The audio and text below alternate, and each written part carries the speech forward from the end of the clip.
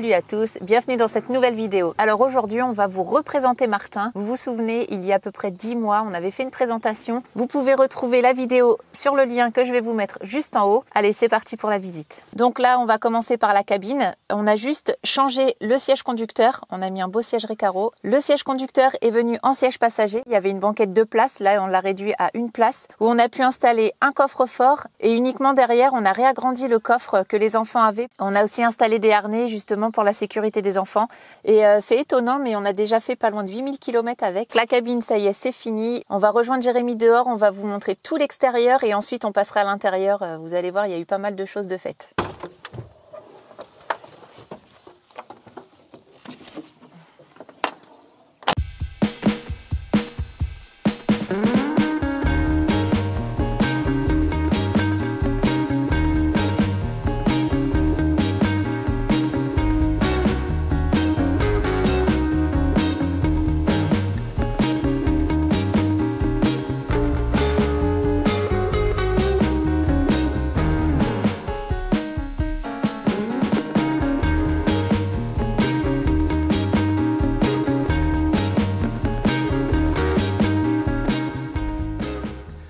Salut à tous, voilà c'est parti pour le tour de l'extérieur. Comme Charlotte disait tout à l'heure, c'est vrai qu'il y a énormément de boulot fait depuis environ 10 mois et là on peut dire qu'il est terminé. Oh, il y a encore quelques finitions à faire mais il est opérationnel. Les volumes sont créés, les rangements sont faits, voilà il y a tout qui est plein, il n'y a plus beaucoup de place nulle part. Moi je vais vous faire voir tout ce qui est extérieur, ce qu'on a fait au niveau des coffres, le boulot, puis après Charlotte elle fera un peu plus l'intérieur. Allez c'est parti.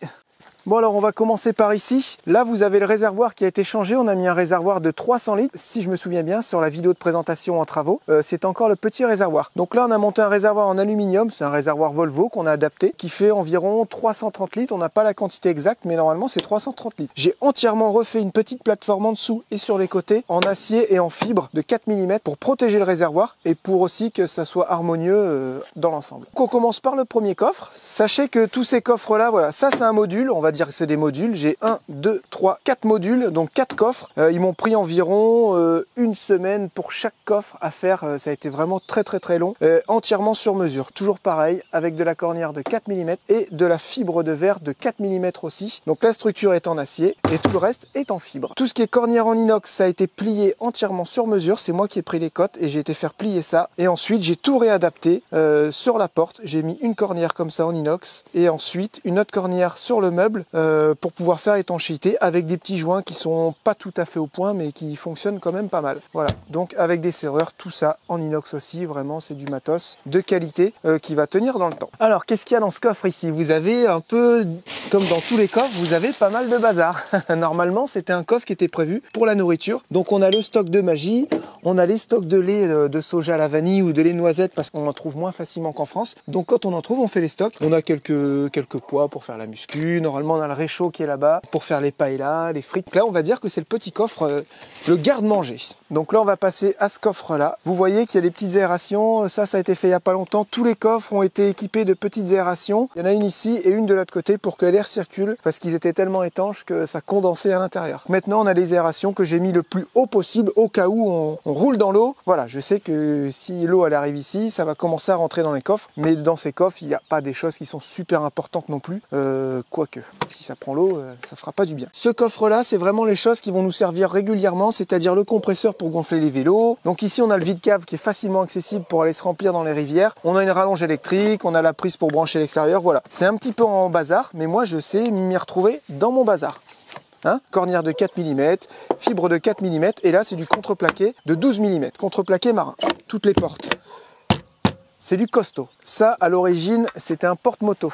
On a un palan qui nous permet de soulever une moto ou qui nous permettait de soulever la roue de secours. On a fait quelques mois avec la moto, on s'est rendu compte qu'on s'en servait pas beaucoup et qu'il manquait un peu de place pour mon outillage. Alors on a pris la décision de revendre la moto et d'adapter un coffre. Donc là, c'est vraiment un coffre que j'ai acheté qui était tout prêt. On a eu de la chance parce qu'on a trouvé les cotes quasiment identiques à notre porte-moto. On a quand même la roue de secours qui est au-dessus, qu'on enlève avec le palan parce que ça fait 180 kg. Donc c'est impossible à enlever à la main. Et ensuite, on est venu refaire un plancher sur le coffre pour reposer plusieurs affaires. Donc je pense qu'on a au moins pas loin de 300 kg uniquement sur cette partie-là. Ça, c'est vraiment une structure qui est hyper costaud et c'est ce qu'on voulait parce que comme il y a du poids, il faut que ce soit sécurisant. Ça nous sert aussi à fixer pas mal de petites affaires pour les enfants. Là, il a son petit panier de basket avec son ballon en mousse pour Lucas et Julia quand ils ont envie de jouer au basket. Donc en tout, on a 3 tables, 6 chaises, roue de secours, échelle. Et vous allez voir ce que contient ce coffre en alu. On pourrait croire que c'est un petit camion d'assistance. Enfin presque.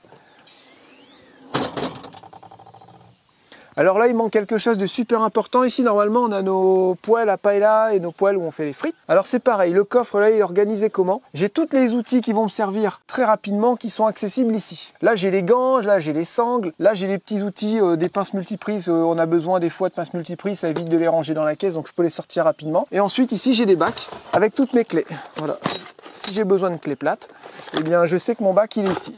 Je sors mon bac et je peux aller faire ma mécanique. Là, j'ai tout ce qui est clé à pipe et clé à œil. Vraiment, tout est bien rangé. Et ensuite, on a toutes les petites boîtes où il y a du stock. Il y a du stock avec des raccords pour les tuyaux d'air, il y a du stock pour la plomberie, il y a du stock pour l'électricité. Là, c'est vraiment du stock si j'ai des pannes, s'il faut que je puisse réparer des choses. On a des vis, on a des raccords, on a des embouts. J'ai toute ma partie avec mes visseuses, scie sauteuses. Je pourrais presque réaménager un véhicule avec tout ce que j'ai là, en fait. On a la scie sabre, on a pelle, on a chargeur de batterie, on a encore des outils, on a les tenues de pluie. Ça peut toujours servir, les tenues de pluie. Ensuite, j'ai une caisse avec toutes mes sangles. Et là, j'ai une boîte avec tout ce qui est manille pour tirer les véhicules. Ce coffre-là, il se veut d'être vraiment très accessible et j'ai envie de sortir mes outils très rapidement et pas chercher. Ça, c'était vraiment embêtant quand je rangeais mes outils dans mes petits coffres.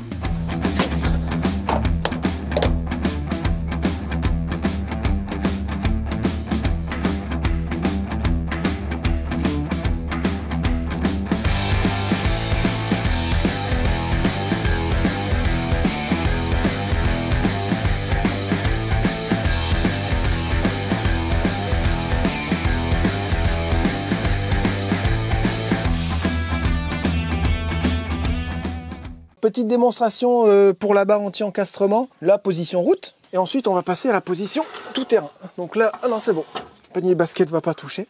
Voilà ce que ça donne. Bon, je vous montre pas tout le système, je vais pas remettre les vis. Donc là, on est vraiment en position tout terrain. Ça fait comme un ski. On l'a déjà fait, on l'a bien éprouvé. Ça vient glisser sur la terre. Ça protège les coffres, ça protège les feux. Et voilà, on appelle ça un peu comme un ski. Hein. Je me suis un petit peu inspiré des quads bombardiers avec leur châssis comme ça en forme de ski qui permet de glisser plutôt que d'arracher votre châssis ou d'arracher vos coffres ou quoi que ce soit. Voilà, c'est vraiment une protection supplémentaire pour l'arrière du camion. Alors ce coffre, je m'en sers pas souvent parce que c'est encore du stock. On a des colliers, on a des raccords d'évacuation, j'ai de la peinture parce que j'ai encore un petit peu de peinture à faire et on a toujours des retouches à faire au long du voyage. C'est là aussi on stocke notre papier toilette, notre sciure, tout ce qu'il faut pour peindre, papier à poncer, j'ai mon poste à souder aussi qui est là et on a aussi les seaux et les râteaux pour aller à la plage pour les enfants. Ce que vous aviez pas vu aussi sur la première vidéo de présentation, il n'y avait pas encore les garde-boue. Donc ça c'est des garde-boue, ça a été acheté, hein, c'est des garde-boue qui sont tout prêts, qui sont adaptés pour les camions. Vous achetez vos supports que vous venez fixer à votre châssis et ensuite vous avez votre garde-boue en plastique qui vient s'intégrer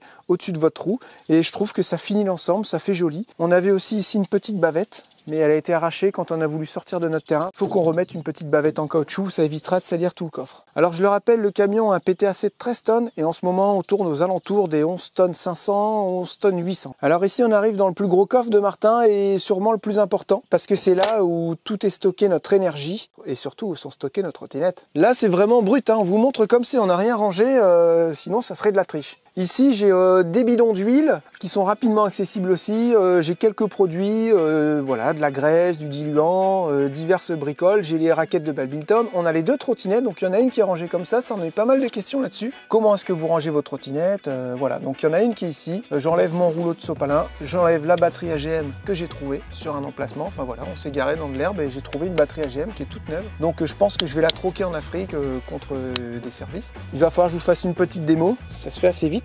Donc le coffre il est équipé du 220, c'est-à-dire que les trottinettes elles sont chargées quasiment tout le temps en permanence. Voilà. Et là, si on a envie d'aller voir un spot ou quoi, bah, c'est vraiment ultra rapide ces petites trottinettes. Alors là, je vais vous faire une explication vraiment très rapide parce que vous avez une vidéo qui vous explique tout le solaire. Vous aurez, si vous regardez la vidéo sur le solaire, vous avez toutes les capacités batterie, les puissances, on a tout expliqué, on a tout détaillé. Ici, nous avons les batteries cellules, là, nous avons les batteries moteurs et ce coffre, il sert à ça, à soutenir toutes ces batteries. C'est un coffre qui a été fait, qui a été bien renforcé. Celui-là, il est monté en serrure 3 points, donc il verrouille ici, il verrouille de chaque côté. Ça renforce quand même bien l'ensemble et on est toujours pareil sur du contreplaqué 12 mm pour les portes et cornière en acier pour la structure et fibre de verre sur les côtés et le dessus pour alléger un petit peu l'ensemble.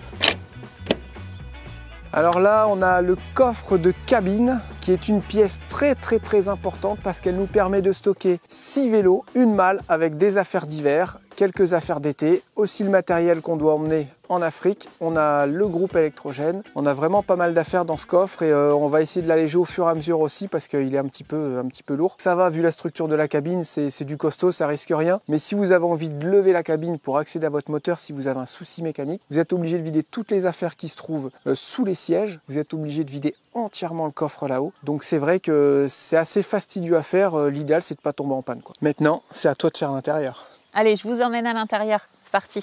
Alors, la dernière fois, vous aviez vu l'escalier, mais vous n'aviez pas vu la rambarde. C'est un grand luxe et c'est super pratique pour les enfants puisque ils peuvent se tenir sans tomber. Ça, c'est vraiment top. Elle est juste maintenue avec une corde, un petit crochet au bout et surtout les goupilles. On n'oublie pas les goupilles. Donc là, on arrive directement sur notre lit. C'est un lit de personnes tout à fait normal qui fait 1,90 m sur 1,40 m, si je dis pas de bêtises. Donc ici, vous pouvez retrouver tout plein de placards. Donc vous voyez, ici, c'est ma partie. La partie de Jérémy de l'autre côté. Donc là, c'est ma partie où je travaille. Le bazar. De bazar. La partie du bazar de Jérémy. Bien rangé. Bien rangé. Et là, c'est pareil. C'est un fourre-tout, ouais. Ouais, c'est un fourre-tout. C'est un fourre-tout aussi. C'est un fourre-tout.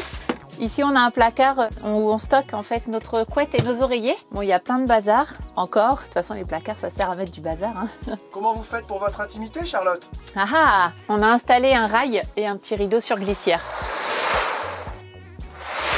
Quand le rideau est fermé, les enfants le savent très bien, c'est interdit de rentrer. Ils font ça normalement. Ils toquent sur le plan de travail et on dit oui ou non pour rentrer. C'est comme eux, hein, ils ont leur rideau dans leur chambre et quand c'est fermé, nous, on a interdiction de rentrer. Chacun son espace et on le respecte. Allez, on passe à ma grande cuisine. Donc là, on commence par un premier plan de travail avec machine à laver. Vous avez ensuite l'évier qui doit faire 40 sur 40 avec un petit meuble de 40 en dessous où là, on met tous nos couverts en fait. Donc là, j'ai ma petite partie avec toutes mes épices. Donc voilà notre filtre à eau qui sert à filtrer l'eau parce que nous, on boit l'eau de nos cuves. Donc c'est super pratique et ça évite tout ce qui est bouteille en plastique qui prend beaucoup de place. Voici la gazinière, donc chose indispensable avec la machine à laver. Donc elle est toute au gaz, elle a un four au gaz avec chaleur tournante et elle a juste un petit grill électrique mais on s'en sert quasiment jamais. C'est très rare une gazinière tout gaz avec chaleur tournante, mais on a réussi à la trouver. Et elle fait 60 de large, donc c'est vraiment une très grande gazinière avec les 4 feux. Et puis là où on stocke tous nos casseroles, plats en verre. Ça sert aussi de rangement. En dessous de la gazinière, vous avez aussi un grand rangement pour le gaufrier qu'on met sur le gaz, les moules, des plaques, enfin plein de bazar encore. Donc là, on passe au frigo aussi. Donc on a un grand frigo de maison qui est branché sur le 220 avec un frigo normal et puis un petit congélateur aussi. C'est super pratique. Donc là, on passe à toute la partie haute. Donc là, vous avez un placard d'épicerie, en fait, tout ce qui nous sert à faire des gâteaux, les céréales des enfants. Ici, vous avez la hotte, super pratique aussi. Vous avez les placards de la cuisine avec toute la vaisselle. Hein. Vous voyez, il y a vraiment, c'est vraiment le strict minimum. Avec nos assiettes, nos bols, nos saladiers, enfin toute notre vaisselle. Donc on a une super modification aussi que je tannais Jérém pour le faire et au final on en est super content parce que comme Jérém fait souvent la sieste, j'ai plus accès à mes placards, vous savez, en dessous des banquettes. Du coup, je lui ai demandé de me faire un grand tiroir. Vous voyez? Et ça c'est top, comme ça il peut faire sa sieste et je le dérange pas, je peux prendre... Bien sûr. Donc là, quand c'est en lit, et là c'est la partie allumette en fait, j'ai envie de dire. C'est sa petite place avec son petit panier, hein. Elle a un grand espace rien que pour elle. Et oui, on cache un peu de bazar, les sacs de Jérém, les avocats, l'orange, voilà. On a plein de trucs. En haut, vous avez tous les éléments de contrôle pour le solaire. Donc, je vous invite à regarder toute la vidéo du solaire. Ça vous explique aussi tout. Donc ici, vous avez toute la partie penderie avec tous nos manteaux, nos gilets et tout, nos boissons Y-Food. Vous avez l'imprimante pour l'école souvent. Vraiment pour l'école, pour imprimer des papiers. Le grand luxe dans ce camion, on n'a jamais eu dans les autres camions, c'est un meuble à chaussures et une grande penderie. Donc là, vous avez le meuble à chaussures avec en bas, c'est tout ce qui est croquettes, les huiles, voilà, tous les mouchoirs. Vous avez le chauffe-eau également et le chauffage. Vous avez également notre petit meuble de salle de bain. Voilà, les brosses à dents et tout. On arrive à la salle de bain où on se douche, mais un peu un fourre-tout aussi. Tout est un fourre-tout. Voilà, tout est un fourre-tout, mais il faut aussi... les espaces, il faut les prendre au maximum en fait. Donc là, vous avez une grande douche de 80 par 80 avec un bac en porcelaine. Et on met les marches pour les enfants. Et on a notre toilette et l'aspirateur en toilette sèche, bien évidemment. Nouveau système aussi que Jérém a fait, un rail cintrable où qu'on peut tirer le rideau justement pour plus d'intimité dans la douche et les toilettes. Voilà, c'est entièrement fermé. Et la dernière pièce de la maison, les lits des enfants. Donc il y a les 4 lits, Théo, Lucie, Julia et Lucas. À la tête, vous avez leur armoire avec toutes leurs affaires, leurs habits. Et au pied, vous avez leurs jouets, leurs bricoles, tout leur bazar à eux personnel en fait. Tout ce qu'ils ont dans au pied de leur lit, c'est vraiment des choses qui se servent, je vais pas dire tous les jours, mais régulièrement. Et tout le reste de leurs jouets, ça se trouve dans le coffre de la cabine, sous la banquette. Donc ils sont tous équipés d'une prise, d'une lumière et d'une aération dans le fond de leur chambre.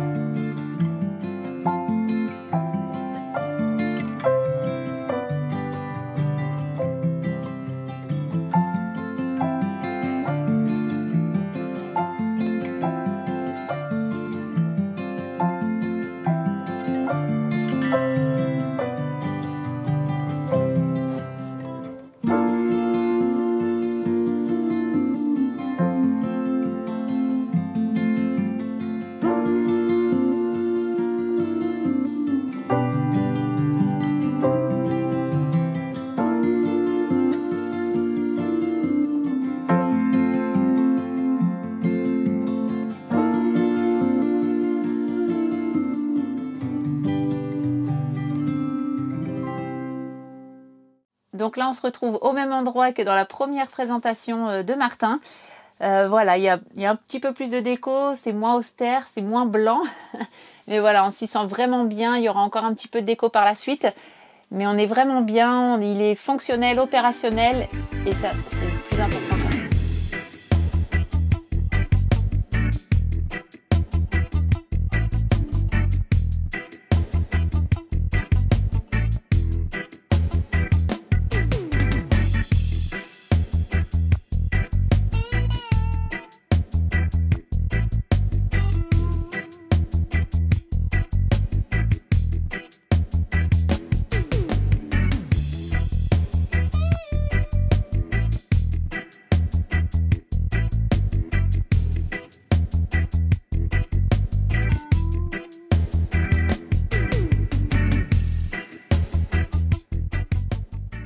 Prenez soin de vous, gros bisous, à bientôt. On vous embrasse, ciao. Bye bye.